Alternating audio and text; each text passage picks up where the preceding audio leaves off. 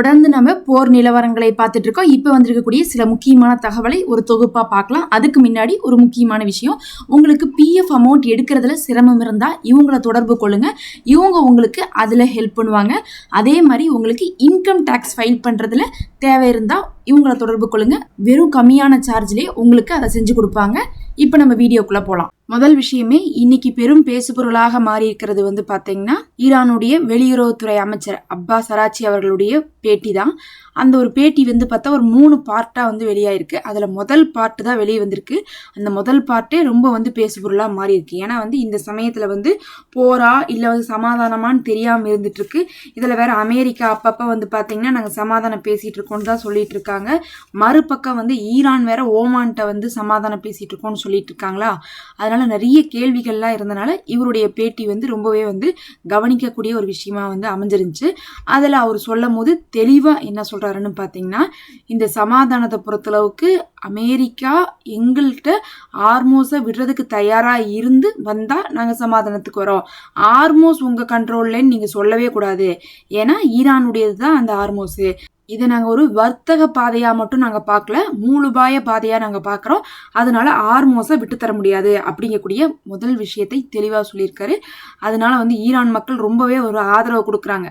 அவங்க இப்போ வந்து எதிர்பார்க்குறதெல்லாம் வந்து ஈரான் தான் ஜெயிச்சிட்டு இருக்கு, அதனால நம்ம விட்டு தரக்கூடாது. நம்மளுடைய எல்லா கஷ்டமும் இத்தனை வருஷத்தை வறுமை வந்து போகிறது எந்த இடத்துலனா இந்த ஆர்மோஸில் வரக்கூடிய காசை வச்சு தான் நம்மளுடைய நாடே முன்னேற போகுது, நம்மளுடைய பொருளாதாரம்ல பின்தங்கி இருக்கிறதெல்லாம் வந்து மீண்டு வரப்போகுதுன்னு சொல்லிட்டு மக்கள் ஆசையில் இருக்காங்க.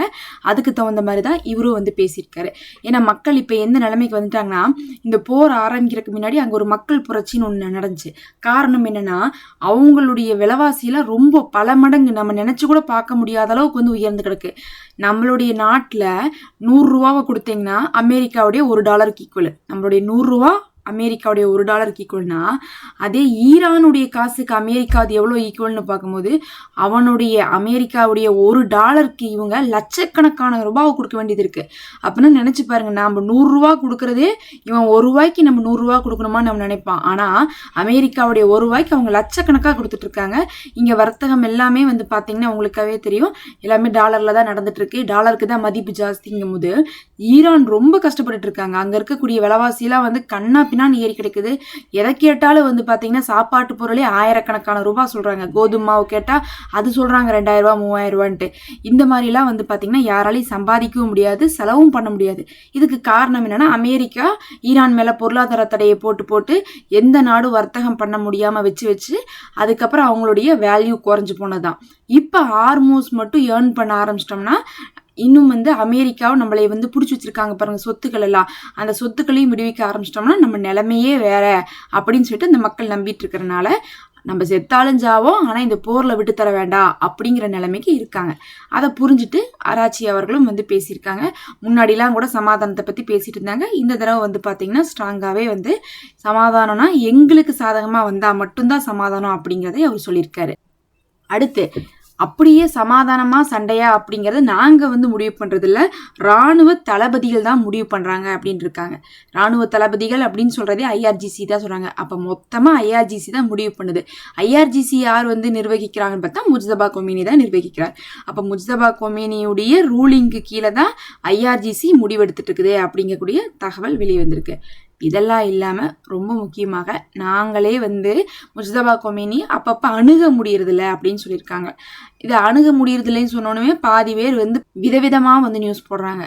ஒருத்தவங்க வந்து பார்த்தீங்கன்னா அவர் கோமாவில் இருக்காரு, அவர் சீரியஸாக இருக்காரு, அவர் அப்படி இருக்காரு இப்படி இருக்காரு, அவர் எங்கே இருக்காருன்னே தெரில அப்படிங்கிற மாதிரி போட்டாங்க. ஆனால் விஷயம் என்னன்னா, அவரை வந்து என்ன பண்ணியிருக்காங்க, ரொம்ப சேஃபாக வச்சுருக்காங்க IRGCயில். அதனால இவங்க லீடர்ஸாலேயே வந்து போய் அப்ரோச் பண்ண முடியலைங்கிறது தான் அவங்க அப்படி சொல்லியிருக்காங்க. அதே சமயத்தில் அடுத்த வார்த்தையை அவர் சொல்கிறாரு, இருந்தாலும் எங்களுக்கு ஒரு முடிவு அப்படிங்கிறது அவர்கிட்ட இருந்து தான் வருது.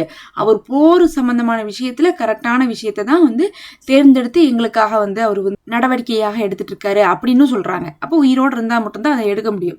அதனால அவங்க சொல்றது என்னன்னா, லீடர்ஸ் எல்லாம் போய் அவங்கள போய் பார்க்குற மாதிரி இல்லை, ஐஆர்ஜிசியுடைய கண்ட்ரோலில் சேஃபாக முஜ்தபா கொமேனி இருக்காங்க, நாங்கள் போய் அவங்கள அணுக முடியாது, ஆனால் அங்கிருந்து வரக்கூடிய கட்டளை ஐஆர்ஜிசிக்கு வருது, ஐஆர்ஜிசியுடைய தளபதிகள் தான் போரா சமாதானமான முடிவெடுப்பாங்க அப்படின்ட்டாங்க. கொஞ்ச நாள் வந்து பார்த்தீங்கன்னா நடுவுலலாம் வந்து எல்லாரும் சேர்ந்துட்டு சமாதானம்னு போயிட்டு இருந்தாங்க. எத்தனை நாள் சண்டையவே போட்டுட்டு இருக்க முடியும், நாட்டு நல்லபடியாக நடத்த முடியும்? டெய்லியுமே நமக்கு நஷ்டம் தான் ஏற்பட்டு இருக்குன்னு பேசிட்டு இருந்த ஆராய்ச்சி அவர்களாகட்டும், பெசக்சியான் அவர்களாகட்டும், சமாதானம் தான் பெஸ்ட்டுன்னு பேசினவங்க எல்லாருமே இப்போ வந்து என்ன சொல்றாங்க, சண்டையோ சமாதானமோ அதை அவங்க முடிவு பண்ணுவாங்கன்னு IRGC வந்து விட்டு கொடுக்குறாங்க. அந்த அளவுக்கு வந்து பார்த்தீங்கன்னா அவங்க தான் வந்து முடிவெடுக்கக்கூடியவங்களா இருக்காங்க. அவங்களுக்கு கீழே தான் வந்து பார்த்தா ஈரானே இயங்கி கொண்டு இருக்கு.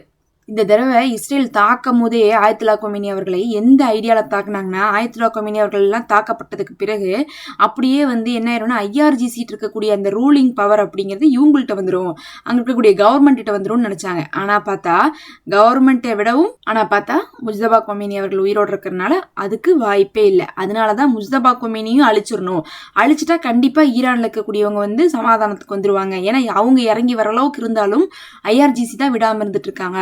IRGCவே அழிக்கணும்னா நம்ம வந்து முஜ்தபா கொமேனி சுப்ரீம் லீடரை தான் நம்ம அழிக்கணும்னு சொல்லிட்டு பல அறிவிப்புகளை வந்து இஸ்ரேல் வெளியிட்டு தான் இருக்காங்க. ஆனால் வெளியிட்டும் எந்த ஒரு பிரயோஜனமும் இல்லை. அவரை எங்க இருக்காங்கன்னே கண்டுபிடிக்க முடியாத அளவுக்கு சேஃபாகவும் செக்யூர்டாகவும் வந்து வச்சிருக்காங்க.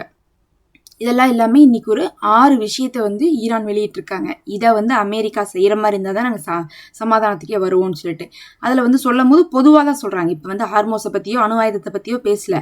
ஆனால் வந்து நீங்கள் என்ன பண்ணிட்டு இருக்கீங்க தெரியுமா, ஒன்று ஈரானை நீங்கள் பிற மொழிகளில் அச்சுறுத்துறீங்க. நீங்கள் எந்த மொழிகள்லையுமே எங்களை அச்சுறுத்தவே கூடாது, நாங்கள் அடிச்சிருவோம், அதுக்கப்புறம் அழிச்சிருவோம், இனிமேல் வந்து அங்கே இருக்கவே முடியாது, இப்படிலாம் பேசுகிறீங்களே, அந்த மாதிரிலாம் பேசாதீங்க. அதே மாதிரி எங்களுடைய புனித ஸ்தலங்கள் பக்கமே நீங்கள் போகாதீங்க அப்படிங்கிறாங்க. மஸ்ஜிதுல் அக்ஸாவாகட்டும், இன்னும் ஈரானுக்குள்ள பல இடங்கள் இருக்கு, அதுல எல்லாம் தாக்குதல் நடத்தக்கூடாதுங்கிறாங்க. அடுத்தது ஈரானுக்கும் ஈரானுடைய நட்பு நாடுகளுக்குமே அச்சுறுத்தல் கொடுக்காதீங்க. லெபனான், பாலஸ்தீனம், அதுக்கப்புறம் ஈராக்கு, அதே மாதிரி வந்து பார்த்தீங்கன்னா பக்கத்தால் இருக்கக்கூடிய ஏமனு, இவங்களுக்குலாம் அச்சுறுத்தல் கொடுக்காதீங்கிறாங்க. அப்புறம் கடற்படையை வச்சு நீங்கள் வந்து முற்றுகையிட்டு வச்சுருக்கீங்கல்ல, அதாவது அமெரிக்காவுடைய கப்பல்லாம் சுற்றி இருந்துட்டு இருக்குல்ல பாதுகாப்புக்கு, அப்புறம் ட்ரோன் கண்காணிப்புக்கு, இதெல்லாத்தையும் எடுத்துகிட்டு போங்க, எங்களுடைய கடற்படப்பை எங்கள்கிட்ட விட்டுட்டு போங்கங்கிறாங்க. அதே மாதிரி வந்து ஈரானுடைய அந்த இத்தனை இழப்புக்கும் நீங்கள் இழப்பீடு கொடுத்துருங்க, நீங்கள் அடிச்சுட்டு அப்புறம் போயிட்டு வரேன்னுலாம் போகக்கூடாது, இழப்பீடு கொடுத்துட்டு கிளம்புங்க அப்படிங்கிறாங்க. அதே மாதிரி வந்து பார்த்தீங்கன்னா தடைகள், என்னென்ன தடைகள்லாம் போட்டிருக்கீங்களோ அதை நீக்குங்க.